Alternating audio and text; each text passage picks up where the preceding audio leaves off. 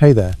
Tonight we're going back not to castles and kings, but to the edges of history, the part that doesn't make it into paintings or heroic films. We're talking about the American cowboy.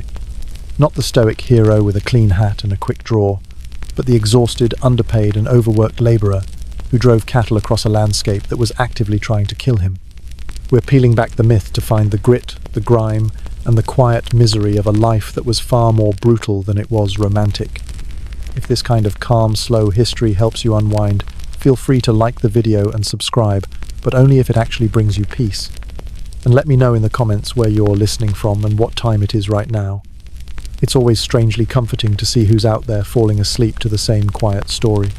So, dim the lights, turn on a fan if you like that soft background hum. Settle in, and let's begin at the edge of the map, somewhere on the dusty plains of the 19th century. Chapter 1. Waking to the smell of reality. Congratulations. You've just woken up in the year 1875. You're a cowboy. The good news is, you're part of a legend. The bad news? The legend is a lie, and every part of your body already aches. The first thing you notice isn't the sunrise, it's the smell.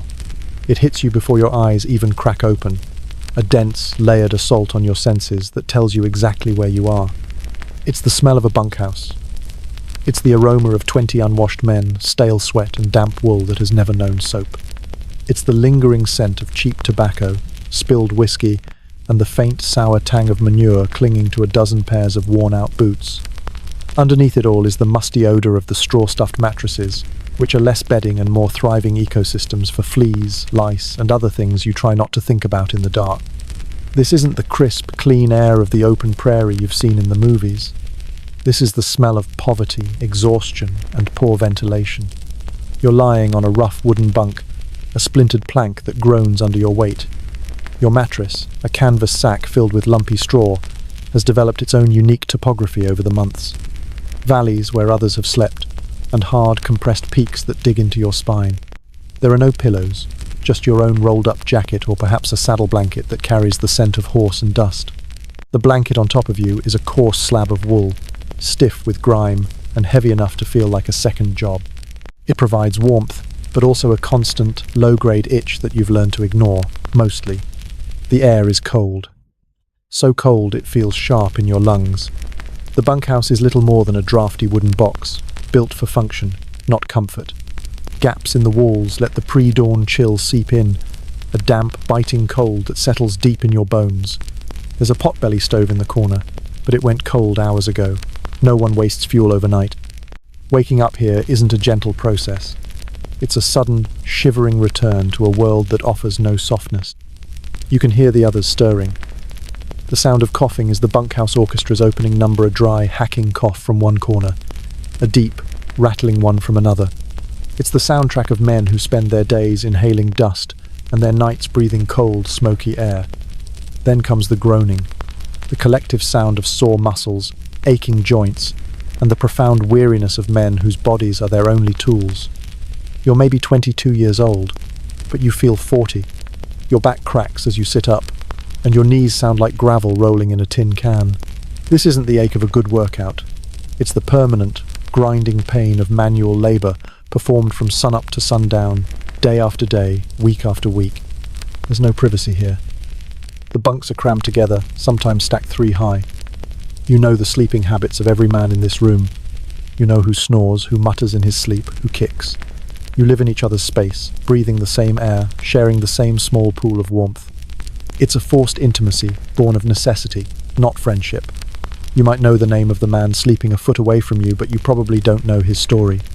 Cowboys learn not to ask too many questions. A past was a private thing, and most men came west to escape one. Before your feet even touch the floor, you do something out of habit. You grab your boots and shake them out. Vigorously. Not for dust, but for scorpions, spiders, or even the occasional rattlesnake seeking warmth in the night. More than one cowboy learned that lesson the hard way, a searing pain shooting up his leg before he'd even had his morning coffee.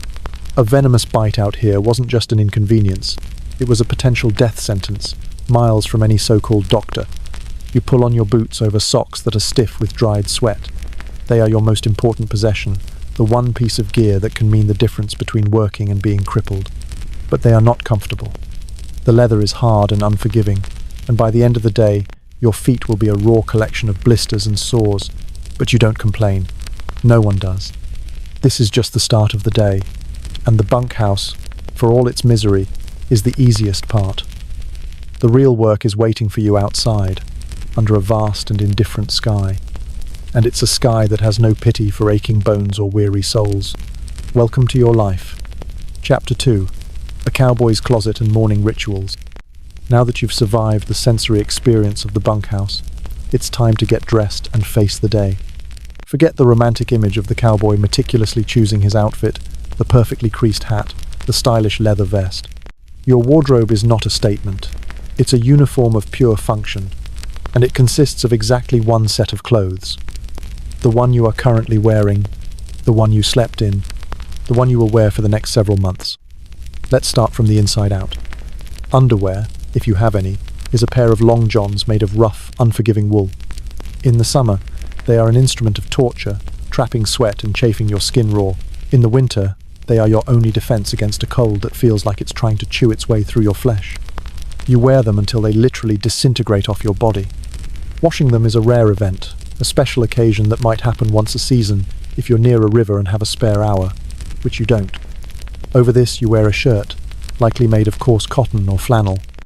It's stained with sweat, dirt, coffee, and probably a little blood from a branding accident last month.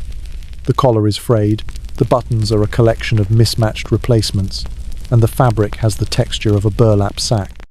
It does nothing to protect you from the sun in the summer or the cold in the winter, but it's what you have.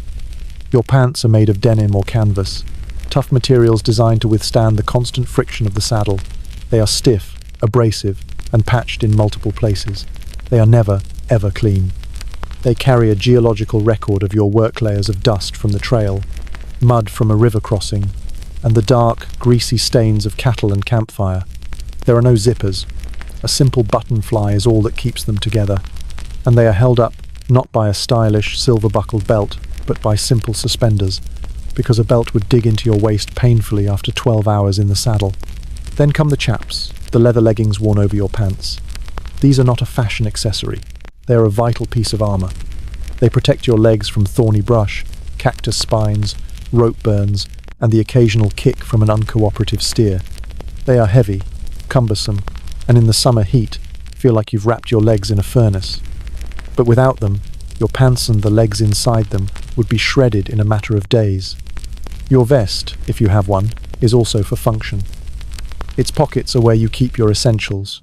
A small pouch of tobacco, rolling papers, maybe a pocket knife. It adds a negligible layer of warmth, but its main purpose is storage. It is, like everything else, stained and worn, a testament to a life lived without closets or dressers. On your head sits your most iconic and important piece of gear, your hat. It's not the clean, perfectly shaped Stetson of the movies. It's a felt hat, stained with sweat, battered by wind and rain, and molded by your own hands into a shape that suits your needs. It is your umbrella in the rain, your sunshade in the desert heat, your bucket for watering your horse, your pillow at night, and your signal to other riders in the distance. A man's hat was his signature, but it was also his most practical tool. Losing your hat in a storm or a stampede wasn't just an inconvenience. It was a serious, life-threatening problem. Finally, around your neck you tie a bandana or a silk scarf. This isn't for looks, it's a filter. When you're riding at the back of a herd, a position known as drag, you're enveloped in a choking cloud of dust kicked up by thousands of hooves. You pull the bandana up over your nose and mouth to keep from breathing it in, though it only helps so much. By the end of the day, your teeth will be gritty with dust, and your throat will feel like sandpaper. It also serves as a washcloth, a bandage, a pot holder, or a tourniquet. It is the most versatile square of cloth you will ever own. And what about hygiene? The morning routine is brutally simple. You don't shower, you don't shave, you don't brush your teeth. If you're near a trough or a creek, you might splash some icy water on your face to wake yourself up. You might run your fingers through your hair to get the worst of the bunkhouse debris out. That's it. Shaving was a luxury reserved for town. On the trail, a beard was a practical defense against sun and wind. Soap was a rare commodity. And your teeth? Oral hygiene was non-existent. You might chew on a twig to scrape away some of the grime, but for the most part your teeth were left to fend for themselves. By age 30, most cowboys had a collection of rotting teeth, swollen gums, and a breath that could knock a buzzard off a fence post. A toothache on the trail was a special kind of hell. There were no dentists. The cure was usually a pair of pliers, a strong shot of whiskey for the patient and the doctor, and a whole lot of screaming. Pulling the wrong tooth, or breaking it off, could lead to a fatal infection. So you stand there, fully dressed in your stiff, smelly armor, your body aching, your mouth tasting like yesterday's misery. You are not a hero preparing for an adventure. You are a laborer preparing for another day of grinding, repetitive and dangerous work. The romance of the cowboy is a fiction. The reality is this: you are uncomfortable, you are unclean, and you have a long day of suffering ahead of you. And the sun isn't even fully up yet. Chapter 3. Breakfast of Champions of Suffering. Your stomach growls, a hollow, empty ache that demands attention. It's time for breakfast, the meal that will fuel you for the next 10 hours of hard labor. You might be picturing a hearty campfire scene, sizzling bacon, fluffy scrambled eggs, and golden brown pancakes. Erase that image from your mind. That's a Hollywood fantasy. The reality of a cowboy's breakfast is a monotonous, nutritionally barren, and often disgusting affair. You shuffle out of the bunkhouse and head towards the fire, where the camp cook, or cookie, is already at work. The cook is one of the most important figures on a cattle drive. He's often an older, retired cowboy, too broken down for the saddle, but still tough as leather. He's the undisputed king of the chuck wagon, and his mood can set the tone for the entire day. You do not cross the cook. You do not complain about his food. You eat what you're given, and you say thank you, because he's the only thing standing between you and starvation. The centerpiece of your breakfast, and indeed almost every meal, is beans. Not the sweet, saucy baked beans you might be thinking of. These are pinto beans, boiled with salt pork, until they form a thick brown sludge. They are hearty, they are cheap, and they are ever present. You will eat beans for breakfast, beans for dinner, and if there are leftovers, beans for breakfast again tomorrow. They are the fuel of the West, the source of your energy, and, consequently, the source of a great deal of digestive distress around the campfire at night. Alongside the beans you get a biscuit, not a light, flaky, buttery creation. This is a chuck wagon biscuit, a dense, heavy puck of flour, water, salt and lard, baked in a cast-iron Dutch oven buried in the coals of the fire. It's hard enough to stop a bullet, and often just as tasteless. It's a vehicle for soaking up bean juice or coffee, a lump of carbohydrates meant to fill the empty space in your stomach. Sometimes, the cook might make sourdough, a slightly more flavorful but equally dense bread. Either way, it's a jaw-breaking exercise in chewing. And what about meat? If you're lucky, there might be some salt pork fried up. This isn't crispy bacon. It's intensely salty, chewy pork fat, preserved to last for months without refrigeration. It's more salt than meat, a flavor explosion that will leave you desperately thirsty for the rest of the day. Sometimes it was called sobelly. You'd get a small piece, just enough to add some flavor and fat to your beans. The most important part of the meal, however, is the coffee. The coffee is the lifeblood of the cowboy. It's what gets you moving in the freezing pre-dawn dark.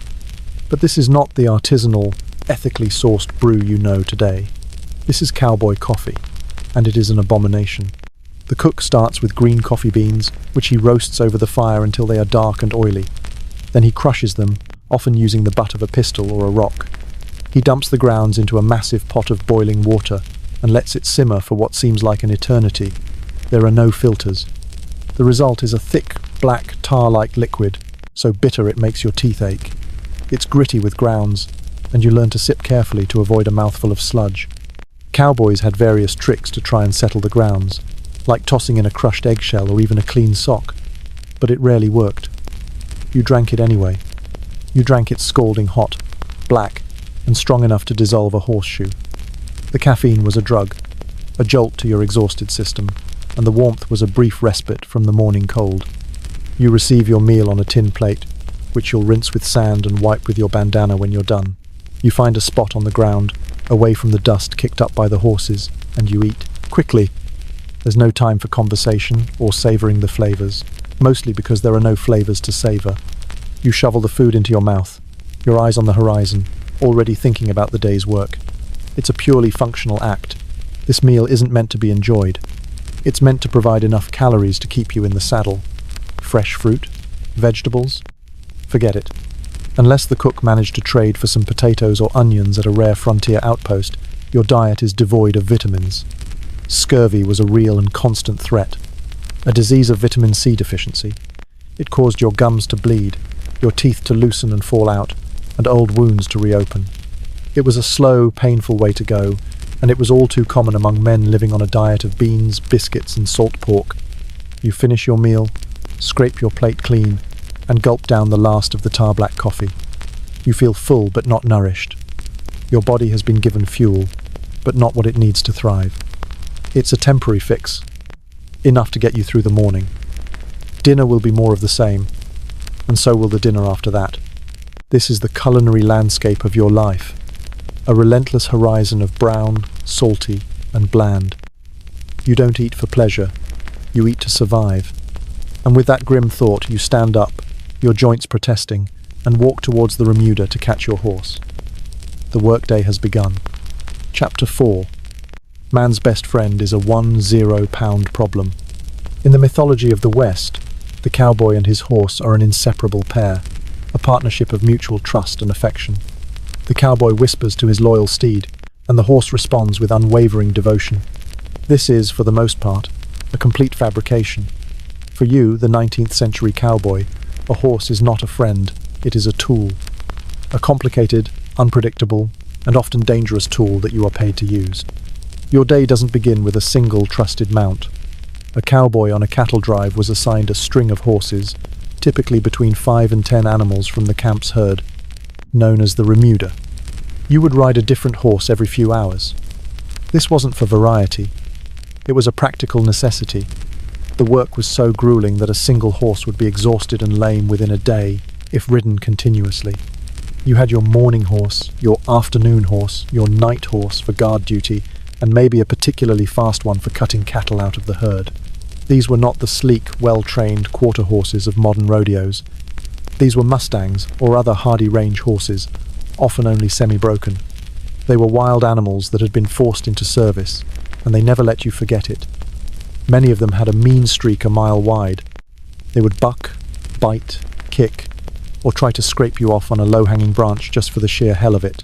Every time you mounted a new horse, you were rolling the dice. Will this one try to kill me? It was a very real question. The process of breaking a horse was not a gentle dialogue between man and beast. It was a brutal contest of wills. A horse would be roped, choked into submission, blindfolded, and then saddled. The cowboy, the bronco buster, would then climb aboard and hang on for dear life as the terrified animal exploded into a frenzy of bucking, spinning, and leaping. The goal was not to train the horse, but to exhaust it, to ride it until it was too tired to fight anymore. It was a process that could injure or kill both the horse and the rider. Many cowboys got their start as bronco busters, a job that paid slightly more but had a life expectancy you could measure with a calendar. Even a broken horse was never truly tame. You approached every horse with caution. You learned to read its body language, the flick of an ear, the tensing of a muscle, the white of its eye. A moment's inattention could result in a broken leg, a crushed foot, or a kick to the head, and out on the prairie a serious injury was a death sentence. Then there was the gear. Your saddle was the most expensive thing you owned, often costing more than the horse itself. It was your office chair, your workbench, and your most vital piece of equipment. But it wasn't designed for comfort. It was a heavy, rigid frame of wood and leather designed to distribute weight on the horse's back and withstand the strain of roping a half-ton steer. After 12 to 14 hours in that saddle, every part of your body would be screaming in protest. The friction of your clothes against the leather would chafe your skin raw, creating painful sores known as saddle galls. The constant jarring motion would send shockwaves up your spine, leading to chronic back pain that would plague you for the rest of your short life. The bridle and bit were instruments of control, pure and simple. The bits were often harsh, designed to give you maximum leverage over a stubborn animal's head. A quick jerk on the reins was all that stood between you and a stampede, but that same jerk could injure the horse's mouth. It was a constant, delicate balance of force and finesse. The simple act of saddling your horse in the dark, cold morning was fraught with risk. The horse, still half wild and irritable, might kick or bite. The heavy saddle might slip. The cinch, the strap that holds the saddle on, had to be tightened just right. Too loose, and the saddle could roll, throwing you to the ground.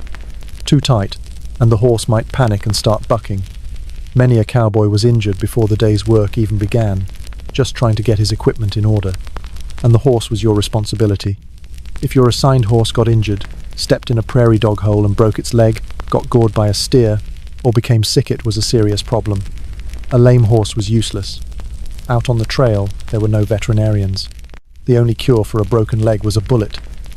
You would be the one to administer it, a grim task that no one enjoyed. You would then have to walk back to the remuda, a humbling and exhausting experience, to get a new mount. Your relationship with your horse was one of wary respect, not love. You respected its power, its stamina, and its ability to get you through a dangerous situation. It respected your ability to control it, to find it water and grass, and to remove the saddle at the end of a long day. You depended on each other for survival, but you were not partners in the modern sense. You were a laborer, and the horse was your living, breathing, and frequently unwilling machinery. The romantic notion of a cowboy riding off into the sunset on his trusted steed is a powerful image. But the reality was far less poetic.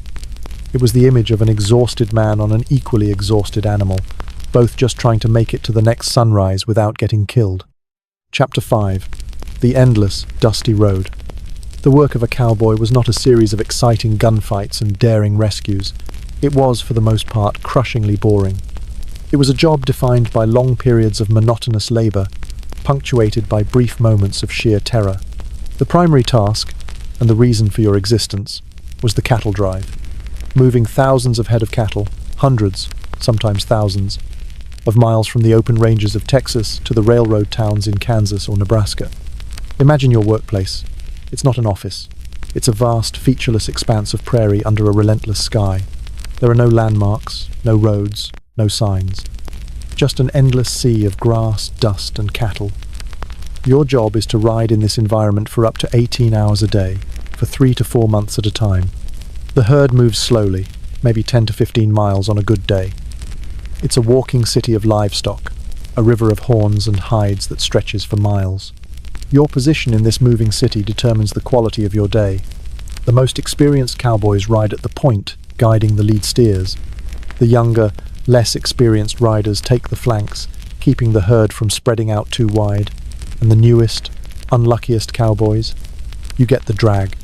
Riding drag is the worst job on the trail.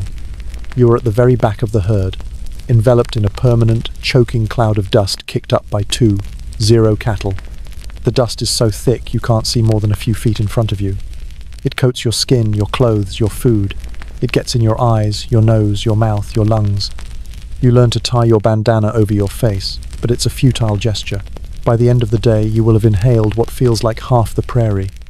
Your teeth will be caked with a gritty paste, and your cough will bring up brown phlegm. You spend your day chivying along the weakest, slowest, and sickest animals, the stubborn calves, the lame steers, the ones who would rather lie down and die than take another step. It is a miserable, thankless, and unending task. The monotony is soul-crushing. For hours on end you do nothing but ride, watch cattle, and listen to the constant lowing sound of the herd and the plodding of hooves. The sun beats down on you without mercy. The heat is oppressive, and there is no shade. You can feel your skin burning, your lips cracking. Thirst is your constant companion. Water is strictly rationed. You might get a few sips from your canteen every hour, just enough to keep you from passing out. The water itself is often warm, stagnant, and tastes of tin. You dream of cold, clear water, of a river, of a well. But all you have is the vast, dry emptiness. The days blend into one another, a seamless tapestry of dust, heat, and boredom. You lose track of time, of the date, of the world beyond the herd. Your universe shrinks to the back of the steer in front of you. You talk to your horse. You sing to yourself.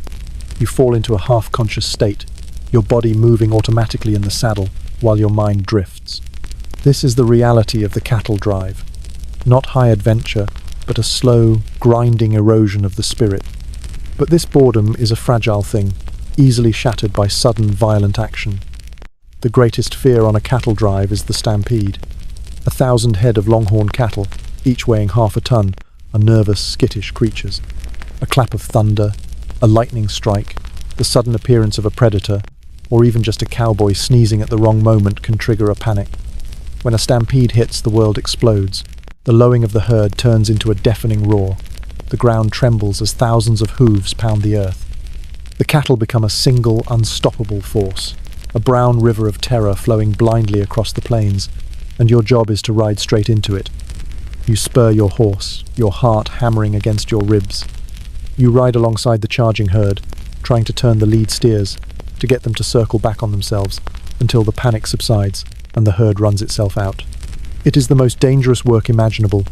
Your horse could stumble in a hole, throwing you directly into the path of the trampling hooves. In the dark, you could ride off a cliff or into a ravine. Many cowboys died this way, their bodies discovered days later, broken and trampled beyond recognition. You ride for hours, shouting, firing your pistol into the air, doing anything to get the herd to turn. It is a contest of raw courage and pure adrenaline.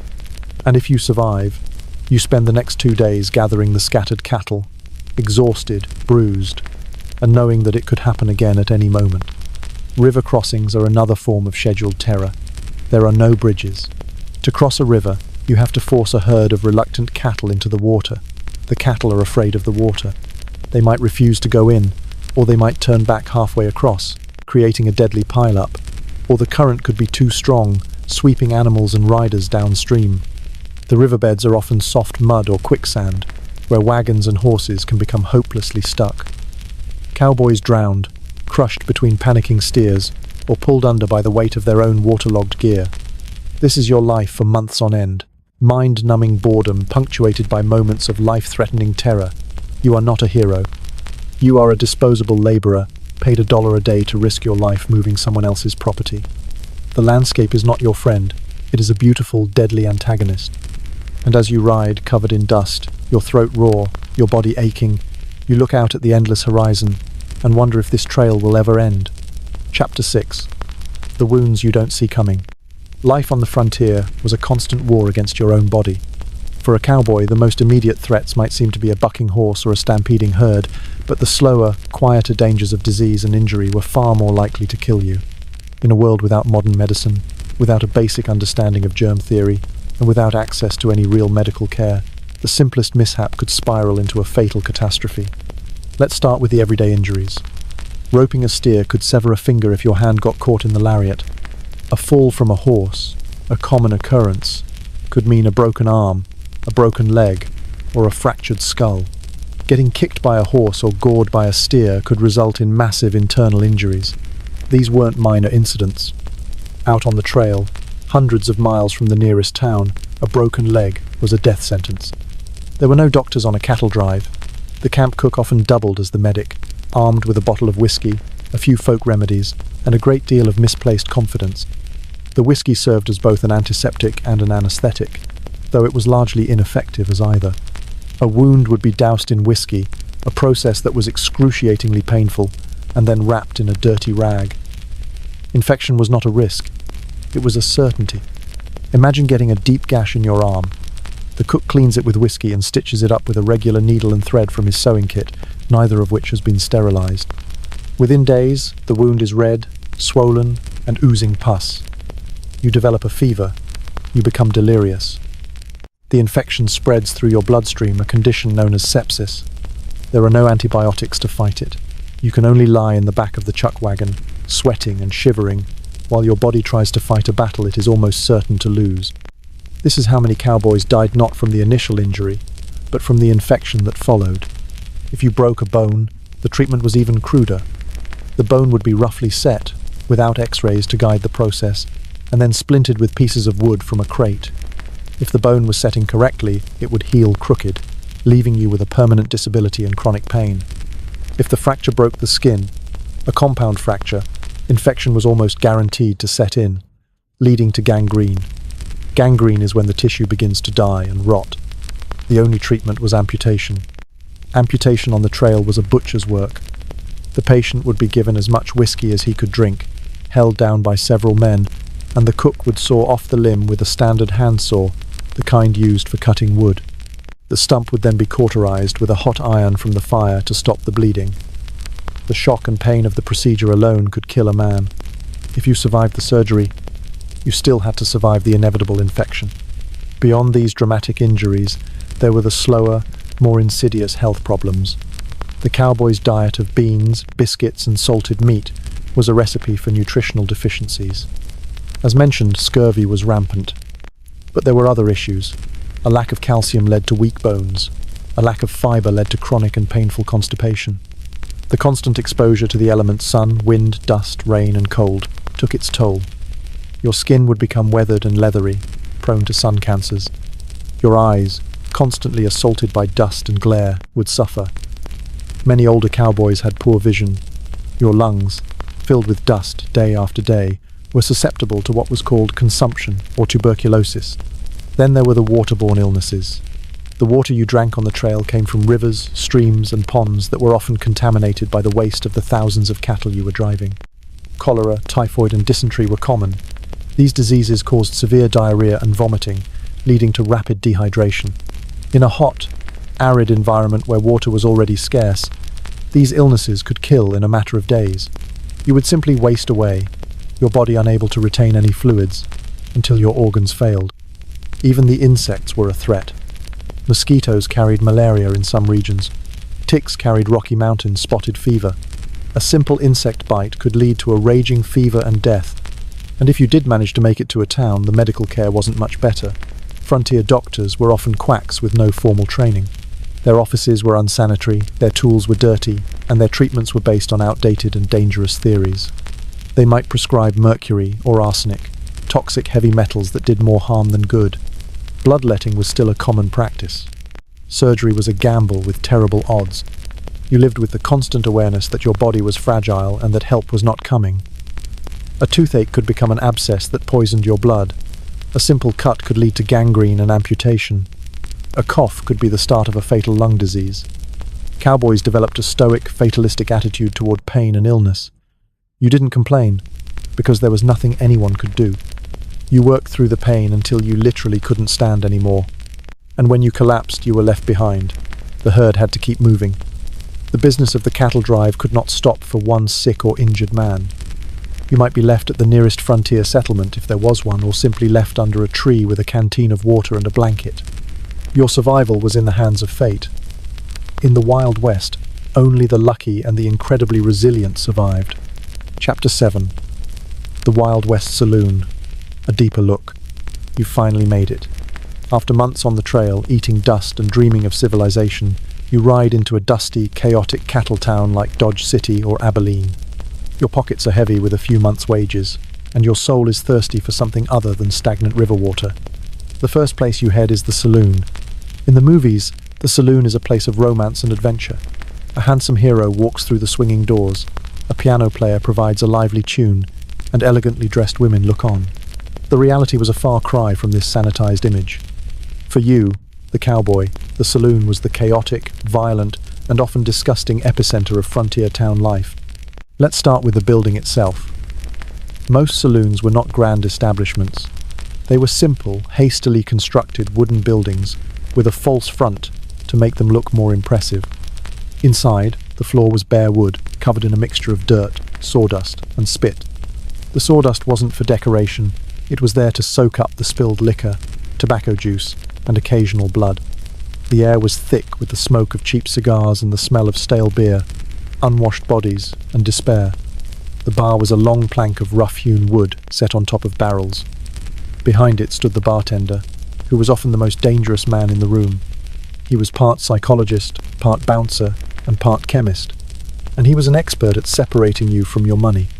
What were you drinking? Forget the smooth, aged whiskey of the movies. The liquor served in a frontier saloon was known as Tanglefoot, 40 Rod, or Tarantula Juice, and for good reason. It was often raw, unaged alcohol, distilled quickly and cheaply. To give it color and a semblance of flavor, bartenders would mix in additives. Tobacco juice, molasses, and burnt sugar were common.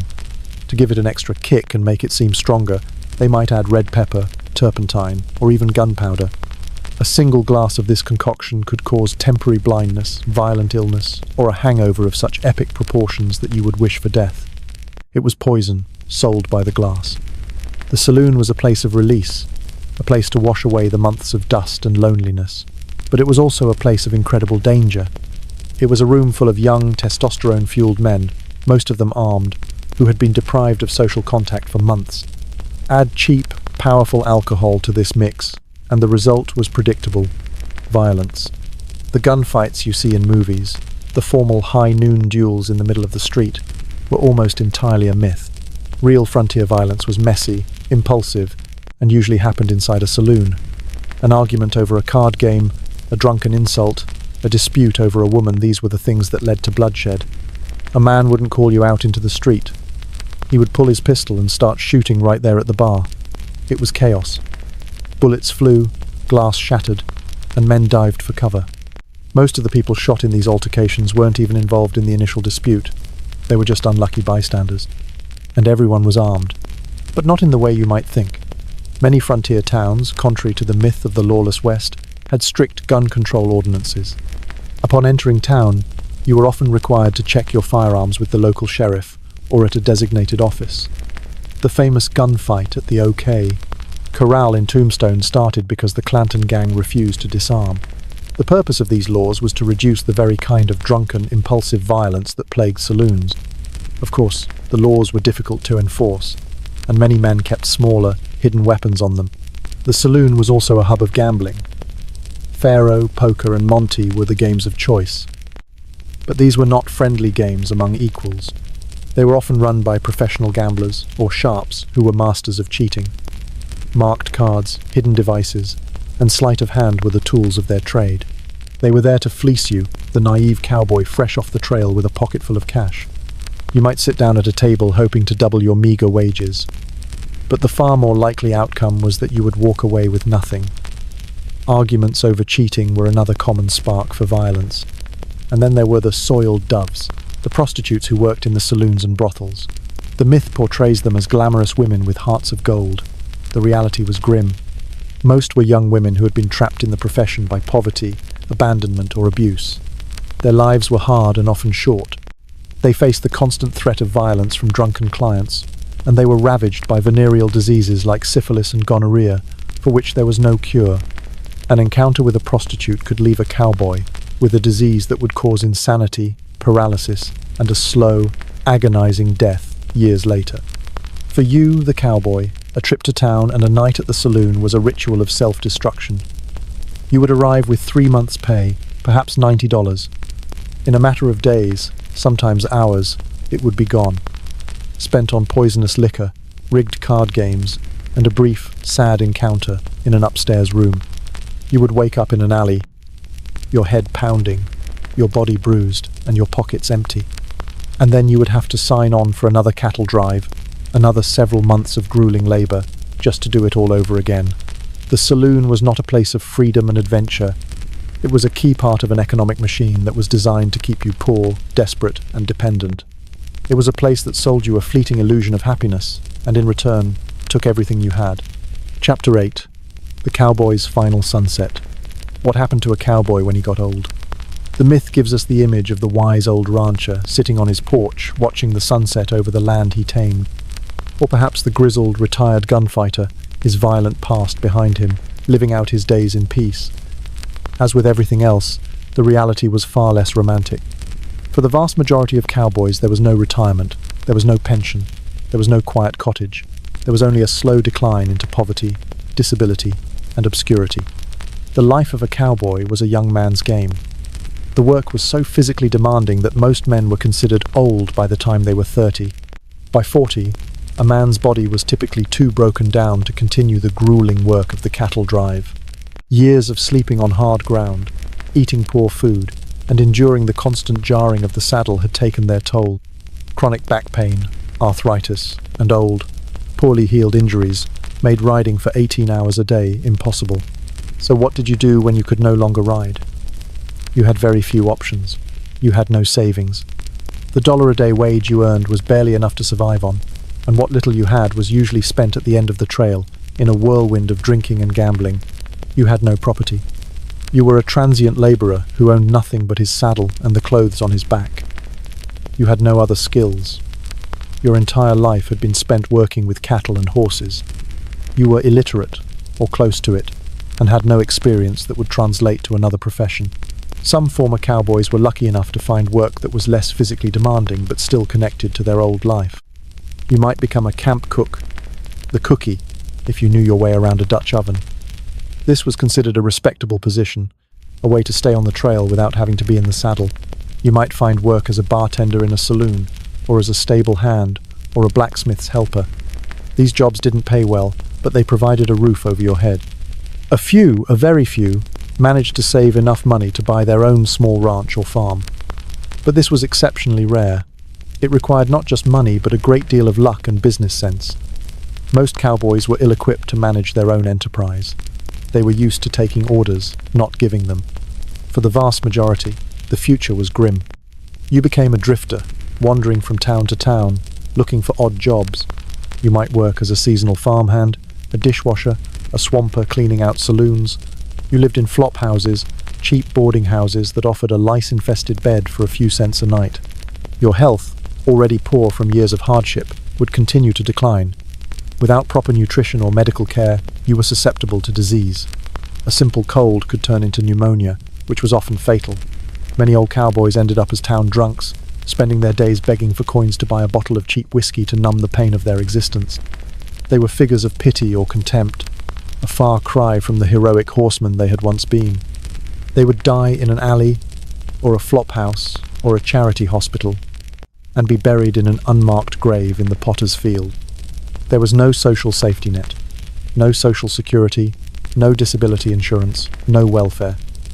If you couldn't work, you starved, unless you could rely on the charity of others. Churches and benevolent societies did what they could, but their resources were limited. The open-range cattle drives that defined the cowboy era were themselves a short-lived phenomenon. They began in earnest after the Civil War and were largely over by the late 1880s. The invention of barbed wire was the death knell. Homesteaders and ranchers began fencing off the plains, closing the long, open trails. The expansion of the railroads meant that cattle no longer needed to be driven hundreds of miles to market.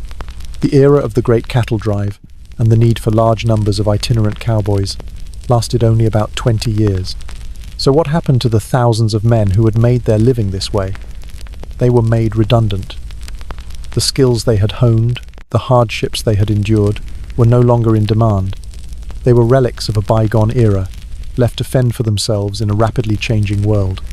The tragic irony of the cowboy is that he became a national folk hero only after he had effectively vanished. As the real cowboy was dying in poverty and obscurity, the mythological cowboy was being born in dime novels, Wild West shows, and later, movies. The nation became fascinated with a romanticized image of a free-spirited, independent hero at the very moment the reality of that life, a life of low-wage, high-risk, transient labor had disappeared. So when you picture the cowboy, don't picture the hero riding off into the sunset. Picture the 40-year-old man with a body that feels like it's 80, his back in constant pain, his teeth gone, his lungs filled with dust. Picture him sweeping the floor of a saloon for a few cents, remembering a time when he rode under a vast open sky. A time that was brutal and unforgiving, but a time when he was at least part of something. His sunset is not a golden blaze of glory. It is a slow, cold fade into a forgotten darkness. Chapter 9. The dust settles on the myth. So, how's your day been? You've woken up in filth, eaten a meal that would make a rock taste gourmet, risked your life on the back of a half-wild animal, and stared into the soul-crushing void of the endless prairie. You faced the prospect of a violent death in a saloon, a slow death from infection, and an even slower death from poverty and neglect. Welcome to a single day in the life of an American cowboy. Still dreaming of the open range? That romanticized version of the Wild West, the noble gunslinger, the freedom of the trail, the simple code of honoris, a powerful and enduring myth. But it is a myth, polished by a century of stories that chose to ignore the grime for the glory. The truth is, the cowboy was not a knight-errant of the plains. He was a member of the rural working poor. He was an industrial laborer in an agricultural setting, a cog in the massive machine that was the 19th century beef industry. His life was not one of freedom, but of grueling, repetitive work, low wages, and constant danger. He was often illiterate, usually unhealthy, and almost always disposable. The simpler times were not simple. They were relentless. Everything was harder, took longer, and was more dangerous. There was no safety net, no medical care to speak of, no guarantee that you would live to see the next season. The cowboy's life was one of profound hardship, punctuated by fleeting moments of camaraderie and the stark, desolate beauty of the land he crossed. And if you did manage to find a quiet moment to think, to dream, to imagine something better, there wasn't much you could do with it. There was no upward mobility. You didn't work your way up from cowboy to cattle baron. You worked until your body gave out, and then you were replaced. You lived, suffered, worked, and died, and the world barely noticed. But here's the wildest part. Through all of this, these men endured. They developed a unique culture, a code of stoicism, and a dark sense of humor. They found meaning not in heroism, but in competence, not in wealth, but in survival. They faced down death, boredom, and despair on a daily basis, not because they were heroes, but because it was their job. So tonight, when you see a classic Western film, or read a novel about a lone rider, maybe say a quiet thank you to the modern world, a world with antibiotics, labor laws, and food that doesn't consist solely of beans. And remember the real cowboy, the one who wasn't a legend but a laborer, the one who fought dust, thirst, and loneliness, all for $1 a day. The one whose real story, stripped of the romance, is a testament not to heroism, but to the quiet, stubborn endurance of the human spirit in the face of a world that was anything but heroic.